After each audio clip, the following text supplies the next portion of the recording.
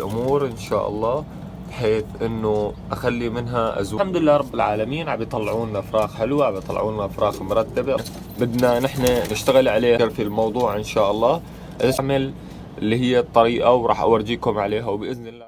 السلام عليكم ورحمه الله وبركاته. الله يعطيكم العافيه حبايبي، وين ما كنتوا من وين ما بتتابعونا.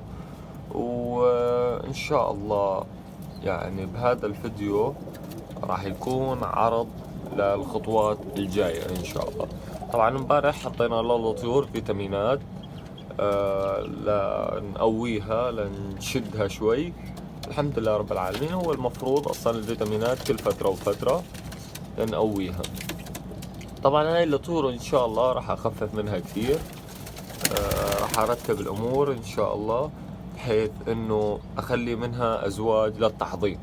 يعني مثل هدول الزواجل صح انهم عم بينتجوا ما شاء الله فراخ حلوين هدول. تمام. هجين الزاجل، هجين الزاجل على البوز الشامي، يعني عم ينتجوا ما شاء الله فراخ حلوة. وهي بعد فراخهم شوفوا فاتحات جايات تقريبا نفس الفراخ. فالحمد لله رب العالمين عم يطلعوا لنا فراخ حلوة، عم يطلعوا لنا فراخ مرتبة. اللهم صل على سيدنا محمد. الانتاج ممتاز حاليا. يعني مثل ما انتم شايفين عم بحاول ارتب قدر الامكان الازواج هون. بحاول اشوف مثلا مين الازواج اللي بتبيض وبتحضن منيح. تمام. بحيث انه اختار 5 ولا 6 ازواج. لما يبيضوا مثلا الازواج الشامية احضن تحتهم. التحضين شو بيعمل عندي؟ التحضين بيزيد من انتاج الطيور اللي انا بدي اطلع منها. يعني مثلا عندي جوز بلق، جوز واحد. تمام.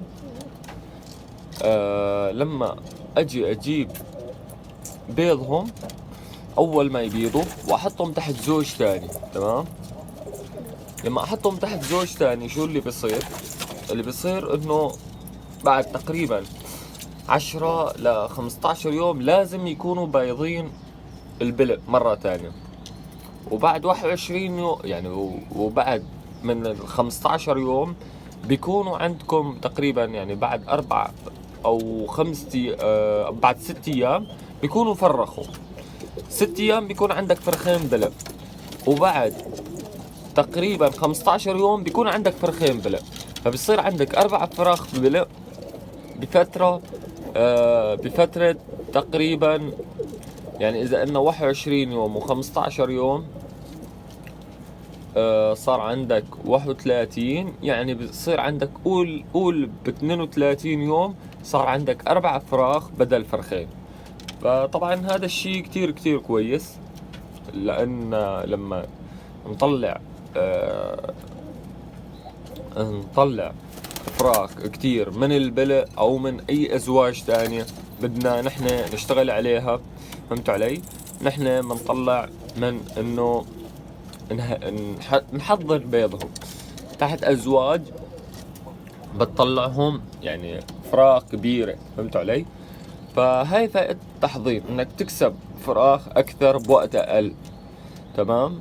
وطريقة طبعا يعني هي صح مرات تضعف الطيور، بس بصراحة إذا أنت طيورك تستمر عليهم بالفيتامينات، تستمر عليهم في الأدوية، تستمر عليهم في مضادات حيوية، ما تاكل هم، ما تفكر في الموضوع إن شاء الله. إذا شفت أنت طيورك ضعيفة ما تجرب هاي التجربة. أنا إن شاء الله حاليا ما راح أجربها، مستني بس شوي أرتب أمور هدول الأزواج وعم بعطيهم فيتامينات هلا للطيور بحيث يتقووا، يصير عندهم إنتاج أول إنتاج ثاني. تمام. بحيث انهم يتأقلموا. فهمت علي؟ يعني يصير عندهم خلاص انتاج ينتجوا الطيور. فلهيك ان شاء الله هالمرة اول بطن للبلق ولغير البلق خليته مثل ما هو. ان شاء الله بالبطونة الثانية راح اخليه راح اعمل اللي هي الطريقة، وراح أورجيكم عليها، وبإذن الله راح تشوفوا فعلا إنه عم نزيد الإنتاج بوقت قليل. فلهون إن شاء الله بنكون وصلنا لنهاية حلقتنا. شباب، نحن قربنا نوصل على 500 مشترك، فبتمنى انكم تدعمونا.